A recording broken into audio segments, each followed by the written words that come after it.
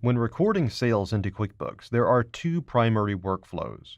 With the first workflow, customers have a number of days to pay. There's also a second workflow, though, which is if a customer pays at the time of the sale. Now, with the first workflow, with the customers having a number of days to pay, the first transaction you enter is an invoice. Then later, they give you a payment, and that payment gets applied to the invoice in the form of a receive payment transaction. It's something that you need to enter into QuickBooks. If the money goes directly into checking, you're done. There's no other transactions to enter. But if the payment is going to be deposited at the bank later or grouped together with other customer payments, there is one final transaction that needs to be made, which is a bank deposit. So that is the first workflow, if a customer is given a number of days to pay.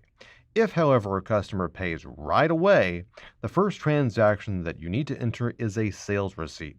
A sales receipt tells QuickBooks not only did you make a sale, but you also received money from a customer.